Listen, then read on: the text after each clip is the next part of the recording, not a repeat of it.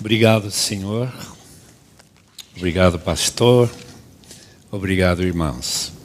Esse é o maior pequeno grupo que já vi na minha vida. Vou garantir. Eu estive em Santarém uns anos atrás, talvez 10 anos atrás, onde vi o que pequenos grupos podem realizar, com a ajuda do Senhor, obviamente. Em Santarém tem uma igreja chamada Paz, P-A-Z, que naquela terça-feira reuniram 2.000 líderes de grupos. E na quarta-feira nós demos uma volta na cidade, encontrando dezenas de pequenos grupos. Naturalmente não deu para visitar 2.000 grupos. A cidade tem sido transformada por pequenos grupos. E eu acredito que isso é possível se Cristo não voltar antes.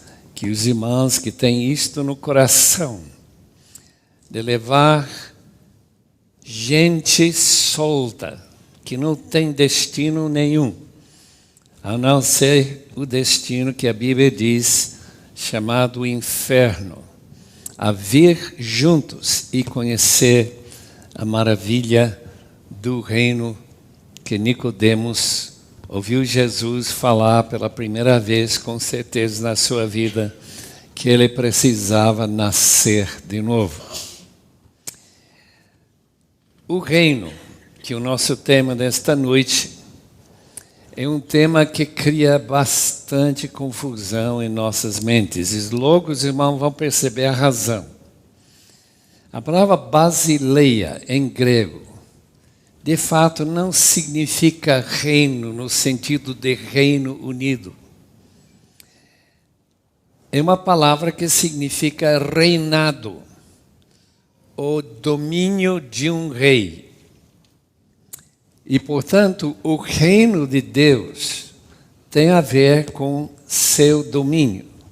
Só que, diferentemente do sentido em que Deus é rei de toda a criação, a ideia do reino de Deus é o reino sobre pessoas que aceitam a sua orientação na vida e, de modo bem intensivo, querem fazer o que esse rei quer que eles façam.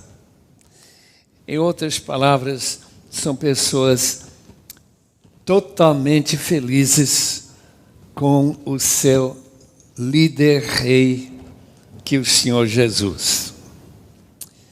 Portanto, vamos abrir a Bíblia e ler alguns textos. Aliás, nosso estudo vai pular para diferentes textos durante esta hora. E vão ficar certamente surpresos a facilidade que ficaríamos confusos pela maneira que o Novo Testamento usa essa palavra.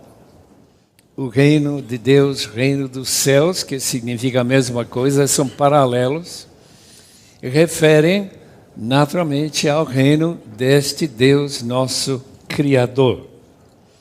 Aparece pela primeira vez aqui em Mateus capítulo 3.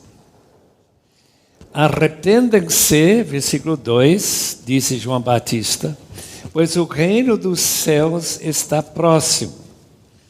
Lembre-se que em Mateus os céus referem a Deus, porque os judeus tinham muito medo de blasfemar. Isso é usar o nome de Deus em vão. Seria motivo para ser morto. Aliás, Jesus foi acusado de ter blasfemado e, portanto, deveria ser crucificado. A palavra de João Batista, arrependa-se, pois o reino dos céus está próximo. E logo tem uma discussão sobre essa palavra próximo, porque em grego pode significar já chegou, ou pode significar que está para chegar. E a escolha desta maneira de entender foi feito pelos tradutores de NVI, e quase todas as versões seguem essa ideia. E é justamente isso que é estranho na maneira que se fala do reino. O reino tem chegado, vamos ver textos em que o reino já está aqui, e vamos encontrar outros textos onde o reino ainda não veio. O mais famoso está no Pai Nosso, venha o teu reino, porque não veio ainda. Portanto, vamos dar alguma olhada para esses textos. Mas, em relação à mensagem de João Batista, que está preparando o caminho para a chegada do Senhor, assim diz o texto de Isaías, que ele cita, está pronto para chegar. E para ele chegar, ele precisa ser bem recebido. E os irmãos sabem que Jesus Cristo não foi tão bem recebido, sendo esse rei do reino de Deus. Logo estaremos vendo, se o tempo nos der, que o reino de Deus e o reino de Jesus Cristo é o mesmo reino, não tem distinção absolutamente nenhuma. Então ele está chegando. Voz do que clama no deserto, prepara o caminho para o Senhor, façam veredas retas para ele. Que são veredas retas? Refere à maneira que o povo de Israel deveria estar vivendo para que ele venha. No meu estudo para meu doutorado, eu descobri que os judeus estavam muito preocupados que a vinda do Messias dependeria de um povo santo, um povo que está voltado com uma intenção de viver de uma maneira que agrade o rei quando ele chegar.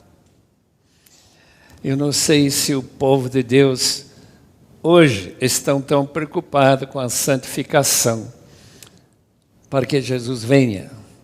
Mas a ideia dos judeus, e até encontrei uma frase que diz assim, se um judeu for absolutamente santo, o Messias chegaria.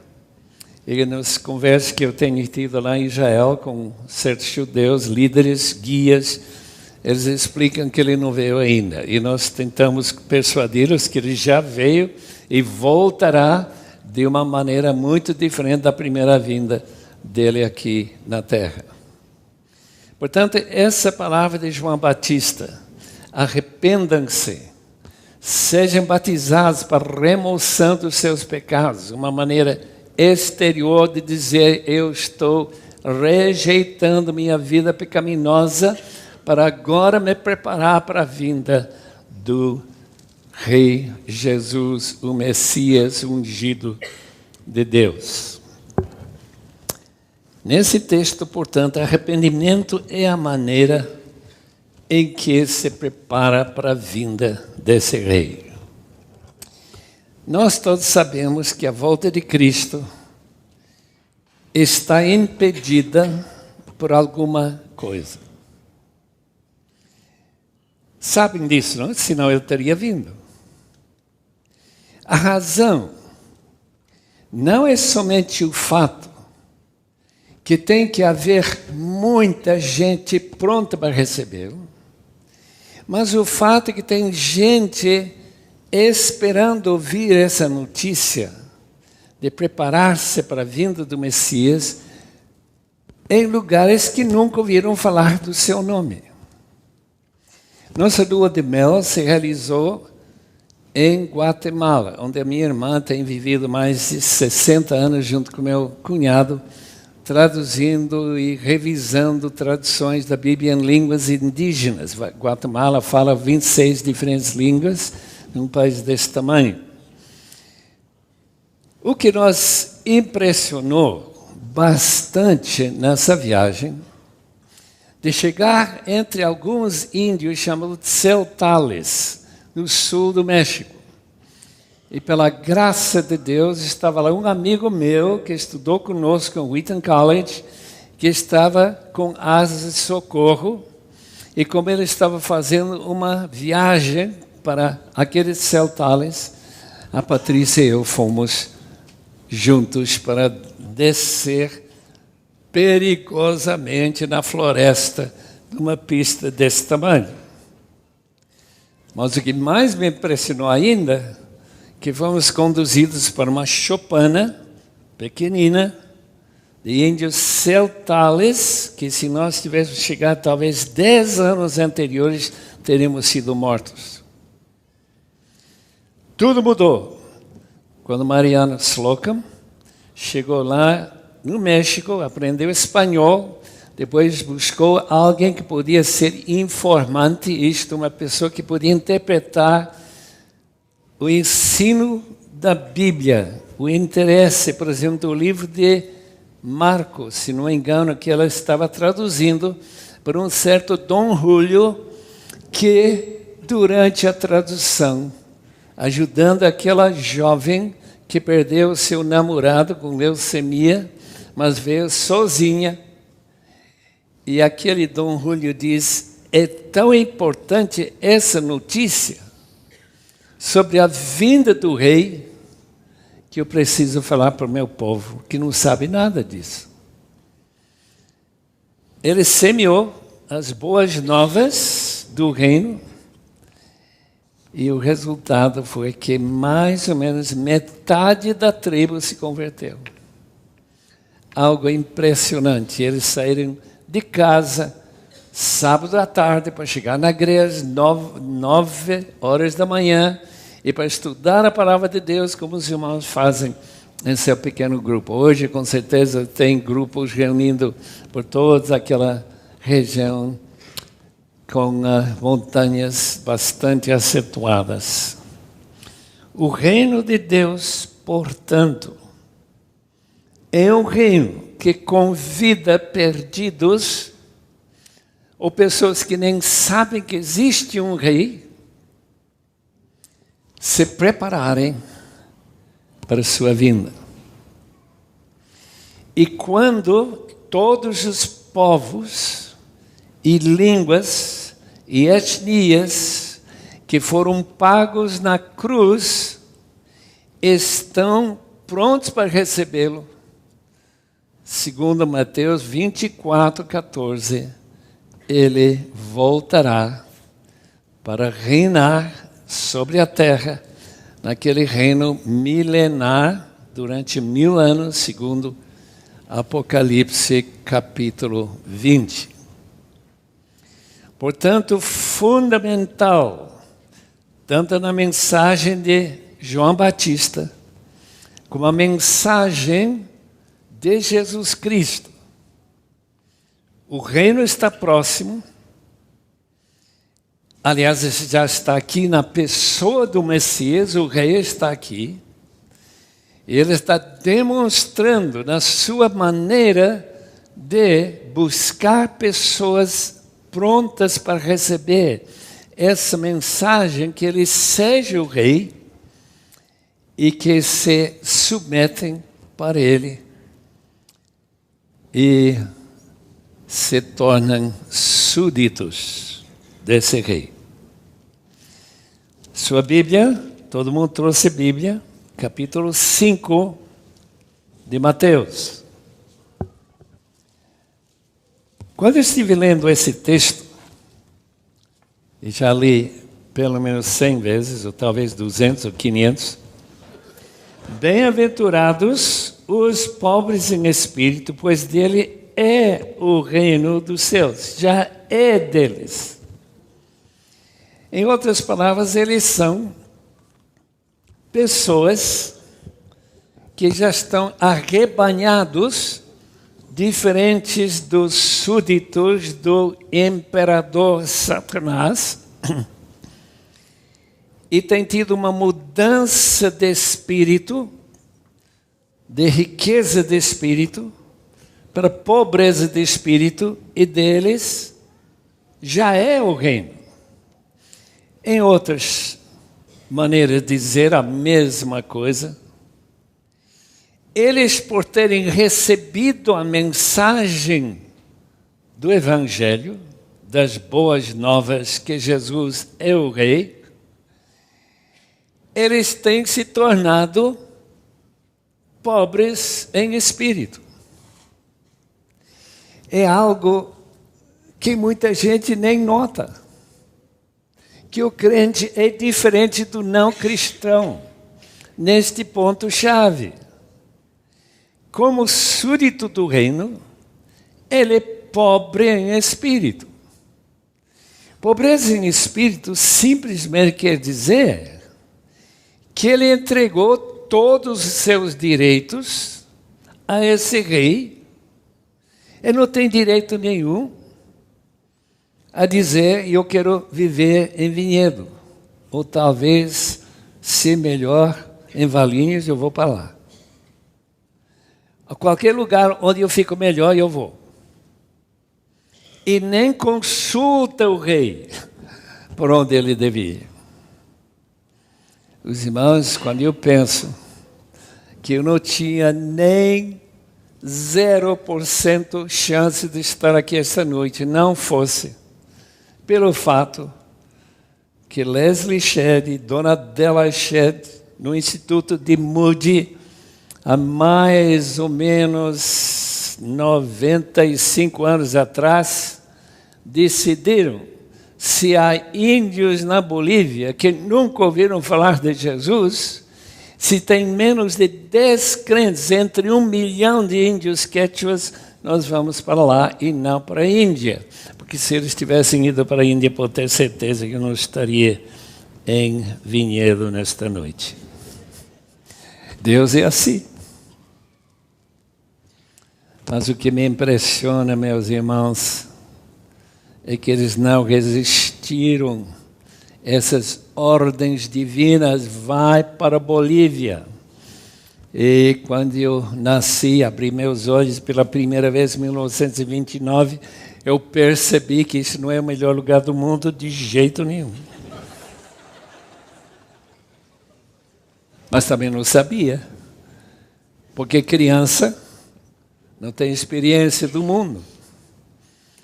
Mas Deus me impressionou que não precisa viver em um lugar mais confortável para ficar feliz. Tem que viver em comunhão com esse rei e aprender, no meu caso, 4 anos, que ele está pronto para aceitar uma criança e dar-lhe esse espírito de pobreza em espírito.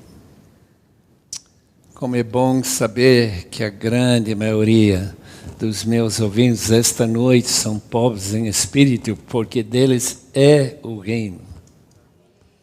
Eles já são cidadãos do céu, porque aceitaram o convite do rei. Sejam meus súditos. E por ser impressionantemente necessário se oferecer como Jesus para morrer na cruz, para se humilhar e se tornar um escravo. Os irmãos não acreditam que Jesus era escravo? Olhe na sua Bíblia em capítulo 2 de Filipenses. Muitas Bíblias ofuscam esta frase, capítulo 2 e versículo 6. Paulo está discursando sobre a mente de Cristo, que embora sendo Deus, não considerou que o ser igual a Deus era algo a que devia apegar-se. Completamente contrastante com Adão, que estava insatisfeito com a palavra de Deus para não comer dessa fruta. Desobedeceu, mostrando o que a Bíblia chamaria de riqueza de espírito. Que eu tenho direitos e que eu não vou me submeter a essa ordem de Deus. Ele não considerou que ser igual a Deus era algo que devia pegar-se, mas esvaziou-se a si mesmo, vindo a ser escravo, tornando-se semelhante aos homens, e sendo encontrado em forma humana, humilhou-se a si mesmo e foi obediente até a morte. Morte vergonhosa no extremo de uma cruz. Para quê? Para mostrar-nos e para salvar-nos, para tomar sobre si nossa injustiça e trocar com sua justiça. De maneira que eu não tenho direito absolutamente nenhum de entrar no céu, aquele santo lugar, ao não ser por uma justiça que não seja minha. A justiça do meu rei. Se por acaso o arcanjo Pedro, e não sei quem vai encontrar você quando chegar na porta do céu, e você tocar a campainha, e a porta abrir, e ele perguntar que direito você tem de entrar nesse santo lugar, para que pecado nenhum entra. E você diz, bem, eu sou pessoa boa. Eu nunca matei ninguém. Eu nunca traí minha esposa ou meu marido. E vai listando os pecados que você não cometeu. E esquece de falar daqueles que você cometeu. Diz então, seu lugar, infelizmente, não é aqui. Porque aqui só vem pecadores. E pecadores que reconhecem seu pecado e estão prontos a entregar aqueles direitos que todo homem e mulher tem na sua cabeça e receber uma justiça que é essencial para viver na presença de Deus. Queridos irmãos, como é fácil esquecer que os pobres de espírito deles é o reino. E aqueles que são ricos de espírito não têm chance. Não tem chance, não.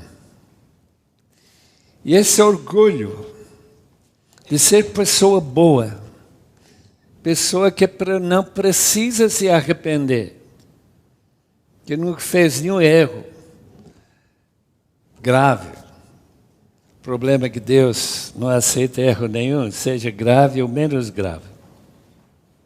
Não importa. A proclamação do Evangelho de Cristo garante que o reino pertenceria àqueles que, como criança, não têm nenhuma justiça própria. Aliás, pecadores piores do que criança é difícil encontrar. Alguém explicou que uma criança, se tivesse o tamanho, uns 110, 20 quilos, mataria a mãe, por ela não dar o seu leite no instante que ele queria. Não, são impacientes, eles gritam, eles mostram que têm direitos. Mas Jesus diz, se você não entra no reino como pecador e reconhece que não tem nenhum direito, e que essa mãe que cuida dessa criança, que tem uma paciência interminável, está simplesmente refletindo algo sobre a natureza de nosso Rei, o Senhor Jesus Cristo. Versículo 12 de capítulo 5 diz a mesma coisa, que aqueles que são perseguidos por causa do Evangelho, por terem reconhecido Jesus como o único meio de salvação em Cristo, deles é o reino. Deixe-me ler esse texto para quem não lembra. Bem-aventurados os perseguidos por causa da justiça, pois deles é o reino dos céus. A Bíblia ensina que tem dois reinos. O reino de Jesus, reino de Deus, e o reino do diabo. Ou se quiser, na sua versão, talvez encontre essa palavra império das trevas. Colossenses capítulo 1 e versículo 13. Nós damos graças a Deus que nos transportou do império das trevas para o reino do seu Filho amado.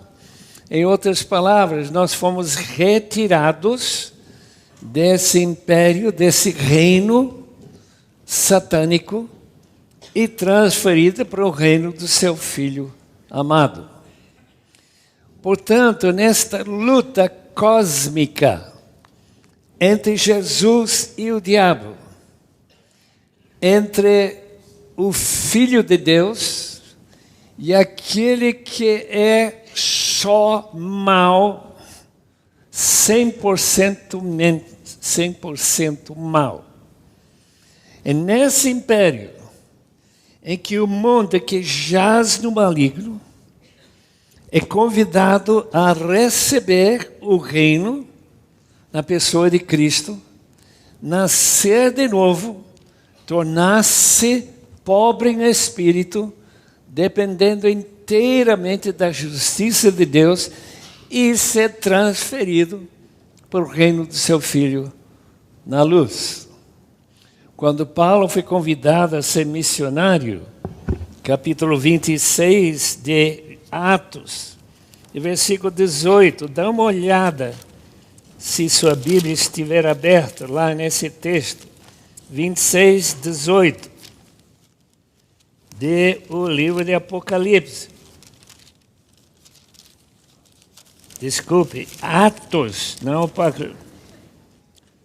Disse Jesus para Saulo, naquela época: eu livrarei do seu próprio povo e dos gentios, as quais eu envio para abrir-lhes os olhos, convertê-lo das trevas para a luz, do poder de Satanás para o poder de Deus, a fim de que recebam o perdão dos pecados e herança entre os que são santificados pela fé e confiança no Senhor Jesus.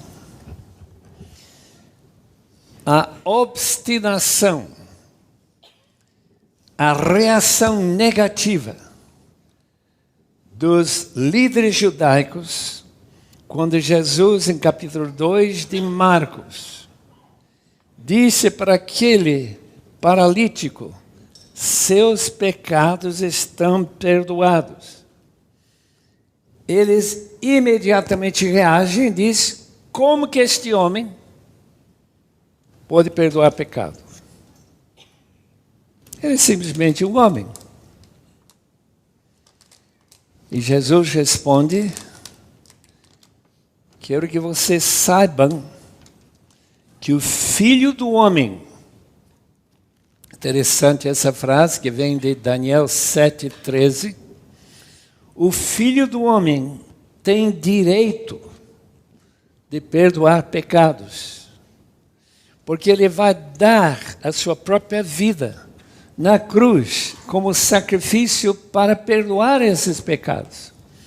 Então ele podia antecipar e dizer: por causa da justiça que eu passarei para você, você pode levantar e ir embora com seus pecados totalmente perdoados.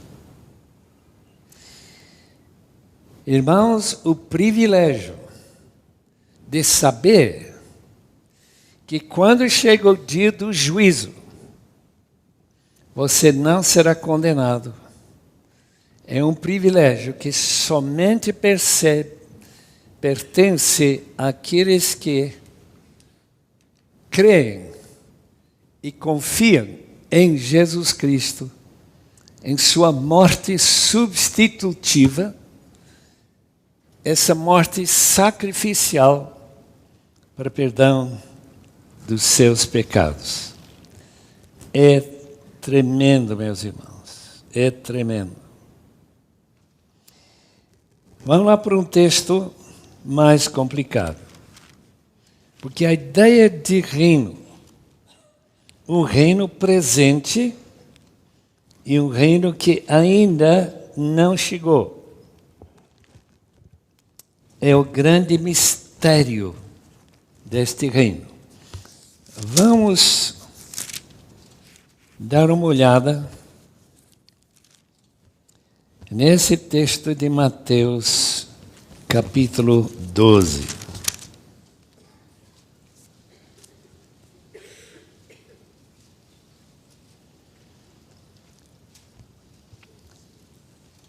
Versículo 22. Depois disso, levantaram-lhe um endemoniado, que era cego e mudo. Jesus o curou, de modo que ele pôde falar e ver. Todo o povo ficou atônito e disse: não será este o filho de Davi? Isto é o Messias? Mas quando os fariseus ouviram isso, disseram: é somente por Beelzebu, nome de Satanás, príncipe dos demônios, que ele expulsa os demônios. Jesus, conhecendo os seus pensamentos, disse-lhes: todo reino dividido contra si mesmo será arruinado. E toda cidade ou casa dividida contra si mesmo não subsistirá. Se Satanás expulsa Satanás, está dividido contra si mesmo. Como então subsistirá seu reino?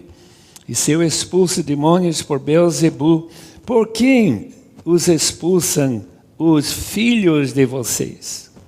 Por isso eles mesmos serão juízes sobre vocês. Mas se é pelo Espírito de Deus que eu expulso os demônios, então chegou a vocês o reino de Deus.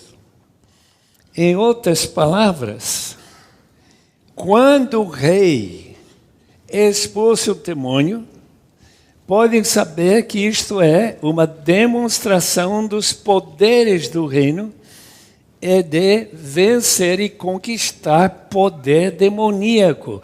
Eu não sei se alguém aqui já teve o privilégio de expulsar um demônio. Não é brincadeira, porque alguns demônios são bem rebeldes. Por exemplo, Erlo Stegen foi convidado por uma senhora em Mapumulo, uma mulher que vivia lá no interior, a tirar o demônio de sua filha, que estava amarrado quando chega lá, o poste que segurava a choupana daquela mulher. Sua perna toda cortada por um arame pelo qual ela estava amarrada à poste. Mas por que não soltar essa menina? Deve estar sofrendo terrivelmente com aquela ferida que o arame está produzindo. Se soltar, ela vai espantar todos os meninos da escola. Eles tentaram expulsar aquele demônio, o demônio não aceitava de jeito nenhum a autoridade deles. Ele era pastor missionário lá em Mapumulo. Eles voltaram, ele com os seus diáconos, completamente arrasado e derrotado. Ele não sabia o que fazer diante de uma derrota dessa. Por quê? Porque ele sempre, numa região cheia de poderes demoníacos, que se Cristo não tem esse poder para expulsar demônios, nós não temos nada. Não podemos provar nada. O que fazer? Primeira coisa, Deus me tira daqui e me manda para outro lugar um pouco mais fácil. Deus não aceitou. Ele tem que ficar. Daí ele teve outra ideia. Vamos juntar com as pessoas mais espirituais da igreja, uma igreja pequena, que não crescia. Os jovens vinham para coisas interessantes, se não era interessante, não vinham. Não tinham um interesse realmente espiritual. Ele disse então, vamos orar. Vamos oferecer a Deus nós mesmos, novamente, consagrando nós mesmos e orando. Eles oraram, tiveram várias reuniões de oração. Um sábado à tarde, quando ele está para a janela, fechar a janela, ele viu uma voz dizendo, Elo, se você fechar a janela, eu fico no lado de fora. Ele entendeu que era Deus. E ele ficou totalmente quebrantado. Caiu de prantos, homem orgulhoso, missionário, branco, e esses negros ignorantes que não sabem de nada. E ele reconheceu que ele era racista, puro, e ele começa a clamar a Deus para lhe perdoar.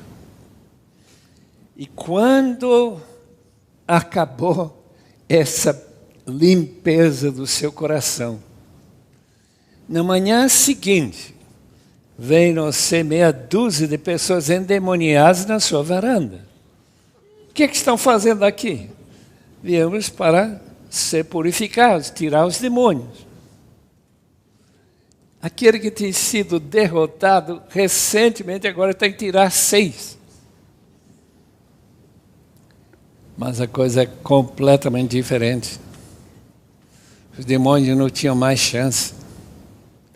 É interessante, irmãos, que o reino diz respeito a um relacionamento com o rei, em que nós desfazemos de nossa pureza para receber uma limpeza da parte dele.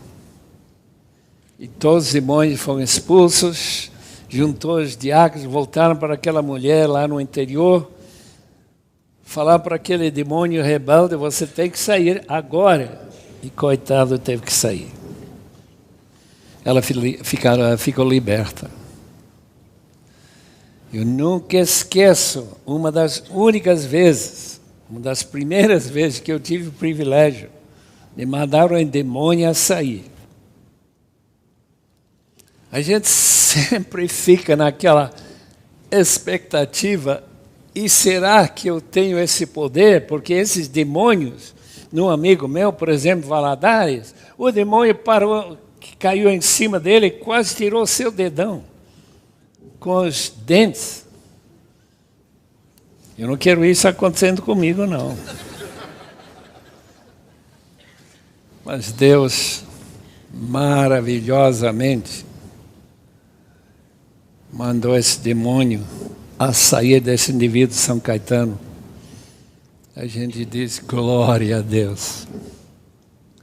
Porque não é com poder nosso, queridos irmãos, que os demônios obedecem.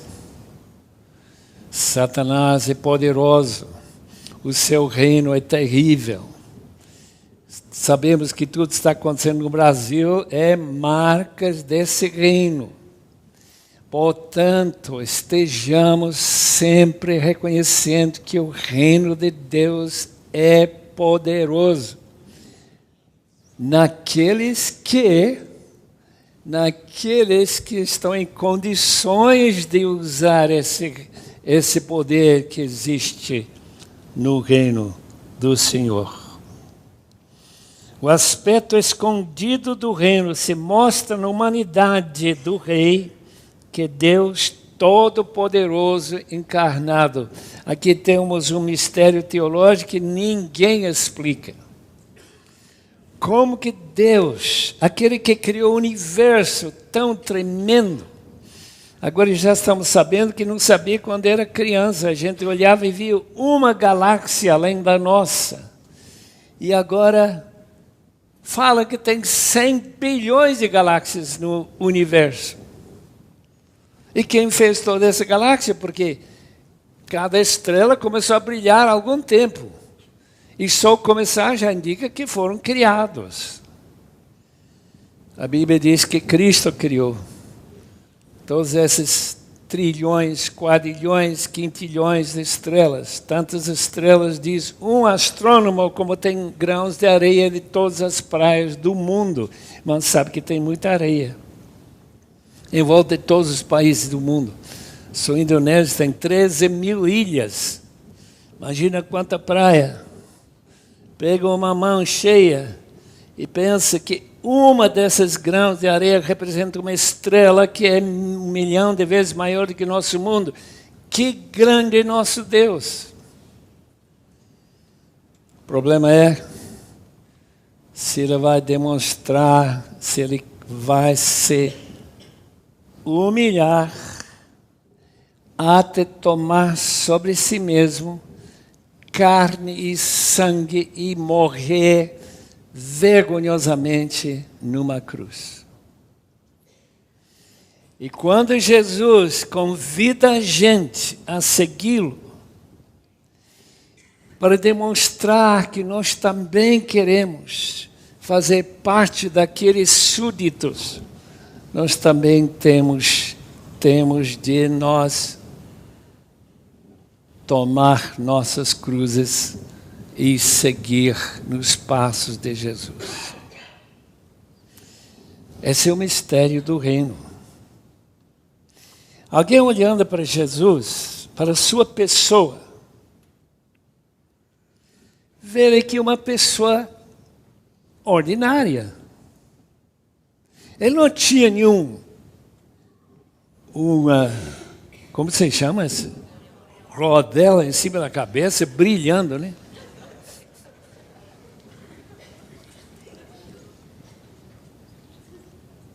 Era um simples homem. E quando Pilatos pergunta, você é rei? Jesus diz, você disse? Talvez melhor, meus seguidores dizem. Mas o meu reino não é deste mundo. João 18:36. Meu reino é completamente diferente dos reinos deste mundo, que se mostram poderosos através de matanças, através de armas até atômicas. Meu reino se demonstra através da humilhação, através da pobreza de espírito, através da humildade e mansidão. Aprendam de mim. Venham-me todos que estão cansados e oprimidos e sobrecarregados. Eu vos aliviarei. Como? Tomando meu jugo sobre vocês. E lembre que esse jugo parece exatamente como uma cruz. O reino, portanto, veio na pessoa de Cristo. Lucas 17. Eu vou ler esse texto para os irmãos, versículo 20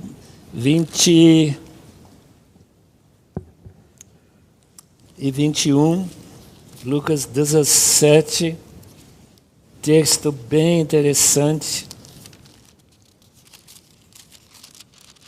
sobre o reino.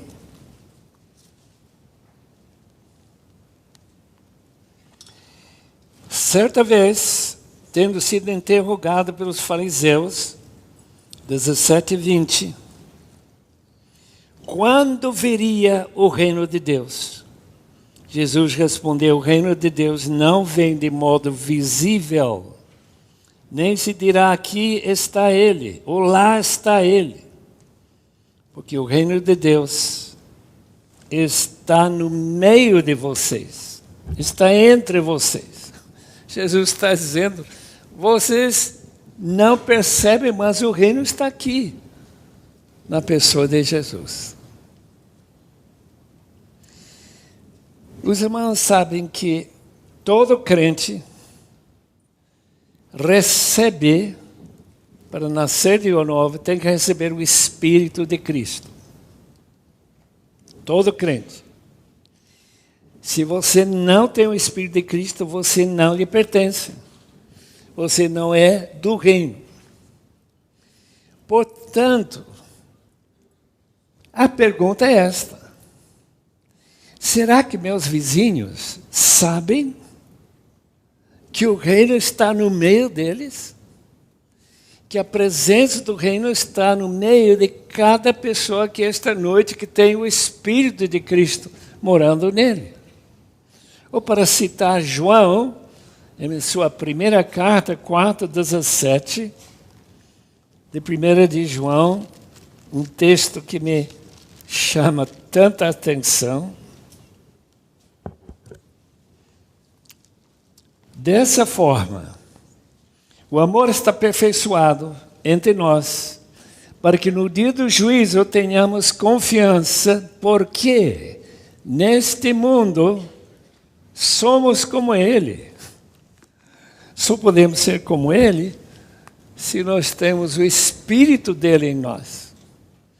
E dessa maneira, o reino está presente. O reino está no meio de vocês. Jesus disse a respeito dos milagres, em mais de uma ocasião, que a presença do reino se demonstrava. Por exemplo, capítulo 11 de Mateus, onde João Batista quer saber, mas o que acontece? Aqui eu estou na prisão, o Messias deveria ter me solto dessa prisão, deveria ter conquistado Herodes, aquele raposo.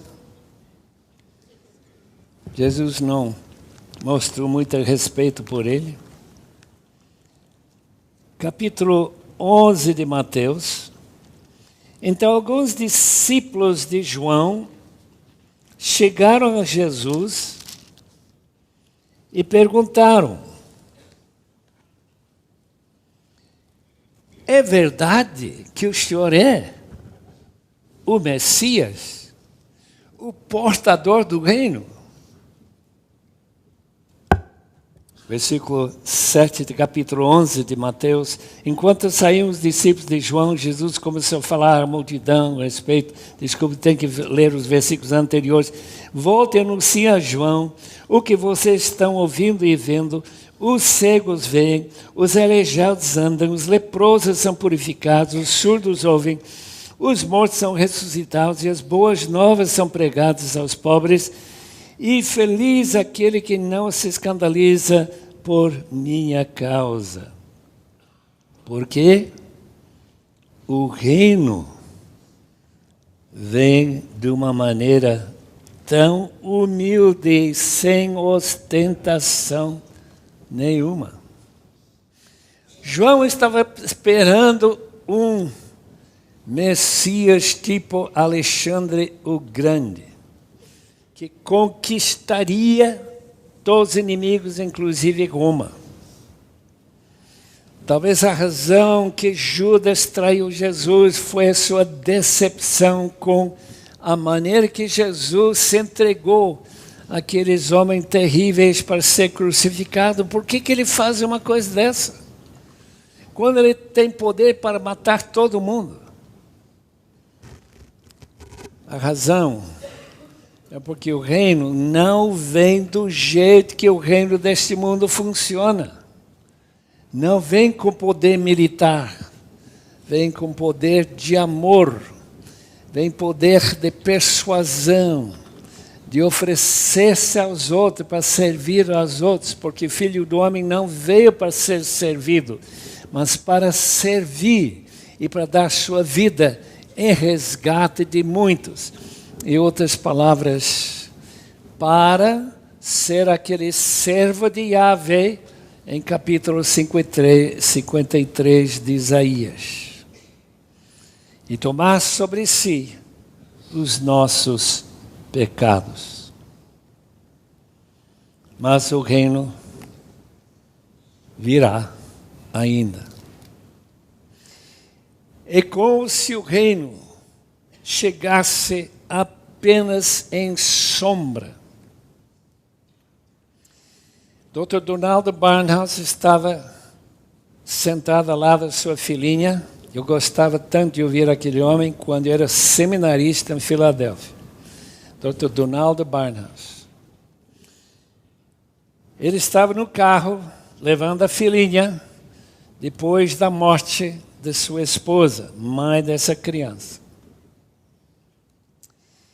De repente, a criança fez a pergunta para o pai: papai, se Jesus morreu por nós e por mamãe, por que ela teve que morrer? E pastor Dr. Barnhouse não tinha resposta imediata, não. De repente, esse príncipe de ilustrações viu a sombra de uma carreta passando na outra faixa da estrada e jogando sombra sobre eles. Minha filha, o que você preferiria? Preferiria que aquela carreta passe por cima de você ou a sombra? Ah, papai, a sombra. A carreta passou por Jesus, minha filha, e a sombra passou por mamãe. Essa é a resposta. O reino de Deus vem, não como se esperava em Israel, mas quando ele volta, ele voltará completamente diferente. E nós estamos todos aguardando quando ele finalmente não somente derrotará os poderes, como nós lemos em Colossenses 2,15, os poderes do inferno, satânicos, mas ele voltará com poder e grande glória. O texto de Colossenses 2,15, ele nos perdoou todas as transgressões, cancelou a escrita de dívida que consistia em ordenanças e que nos era contrária. Ele a removeu pregando na cruz e tendo despojado os poderes, as autoridades, fez deles um espetáculo público, triunfando sobre eles na cruz.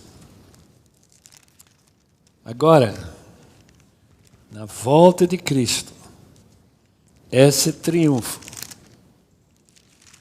será total. 1 Coríntios 15 e 24 a 28. Um texto tremendo, irmãos. Espero que já pararam para meditar. Então virá o fim, quando ele entregar o reino a Deus, o Pai, depois de ter destruído todo o domínio, autoridade, poder, pois é necessário que ele reine até que todos os seus inimigos sejam postos debaixo dos seus pés. O último inimigo a ser destruído é a morte, porque ele tudo sujeitou debaixo de seus pés. Ora, quando se diz que tudo lhe foi sujeito, fica claro que não. Isso não inclui o próprio Deus, que tudo submeteu a Cristo. Quando, porém, tudo lhe estiver sujeito, então o próprio Filho se sujeitará àquele que todas as coisas lhe sujeitou, a fim de que Deus seja tudo em todos. Essas palavras significam que no futuro, espero que não demore, o reino que está em processo de transformar inimigos de Cristo em amigos. Mas aqueles que não se submetem a esse convite, não aceitam sua autoridade sobre suas vidas, serão colocados em absoluta subjeição debaixo dos pés de Cristo. E quando todos os inimigos, inclusive o próprio príncipe dos demônios, Satanás, todos eles foram sujeitos, todos eles serão lançados no juízo final, chamado segunda morte. E nesse caso, o reino, nesse momento, o reino será devolvido ao Pai e será, de fato, o reino dele. E Jesus Cristo, nosso Senhor, será como nós, nosso marido celestial, já que nós somos a noiva dele, a própria igreja de Cristo. Eu quero gastar uns 5 minutos só falando sobre a distinção entre o reino e a igreja. Não é a mesma coisa como a Igreja Católica tem ensinado durante séculos. Tanto que, quando a gente olha para o Papa, vai ver que ele está coroado como se fosse rei. E a maneira que as pessoas tratam ele é muito diferente da maneira que trataram o Senhor Jesus. Por quê? Porque ele é o vigário substituto de Jesus Cristo na terra. Tanto que ele é infalível, ele tem toda a autoridade que Jesus tinha, ele pode mandar, especialmente antigamente, hoje é um pouco mais difícil, a gente gosta mais de liberdade do que na antiguidade.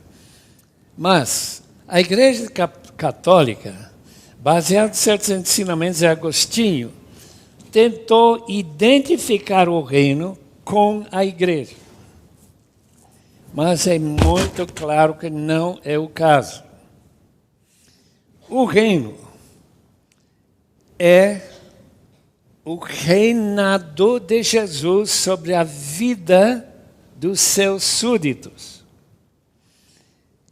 A congregação destes súditos, aqueles que se entregam e se submetem ao reinado de Cristo, fazem parte da igreja. Eu edificaria a minha igreja sobre esta pedra, que é a confissão que Jesus é o Messias rei.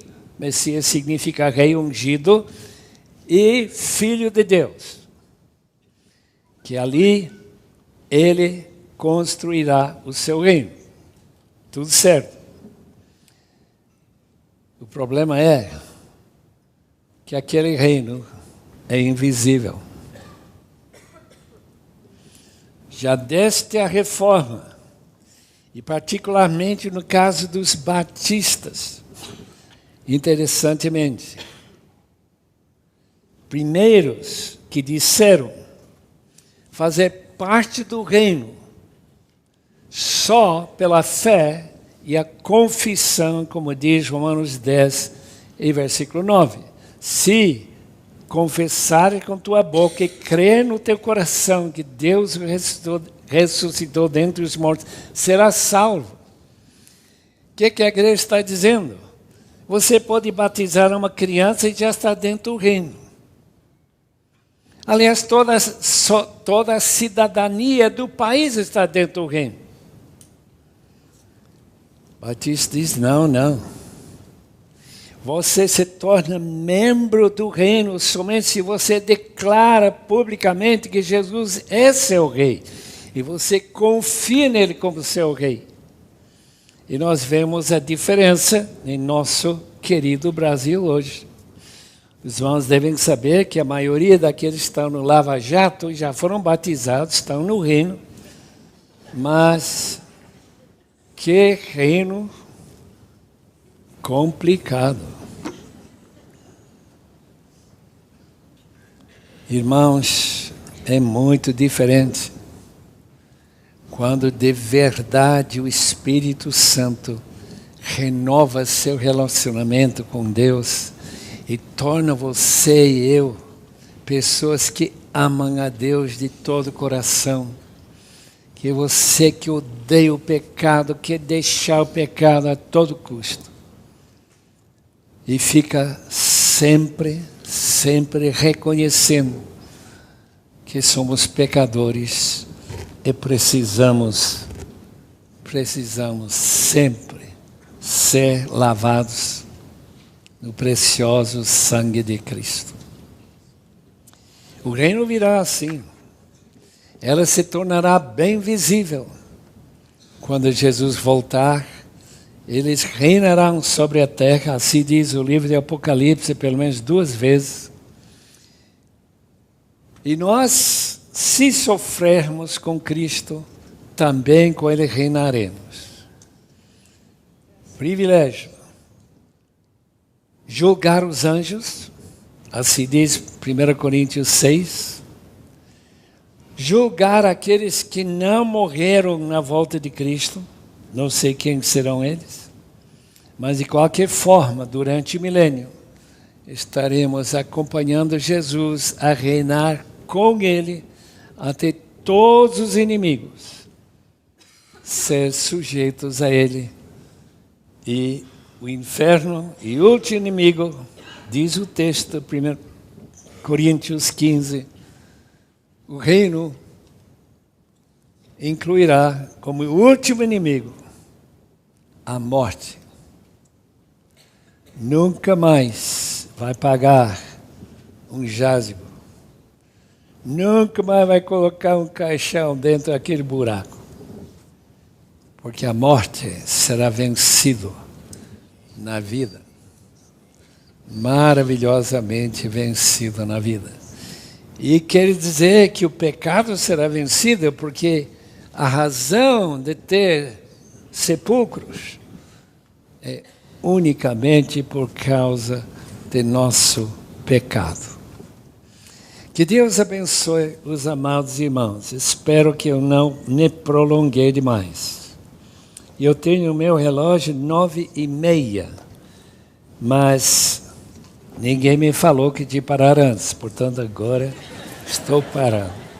Obrigado pela sua atenção.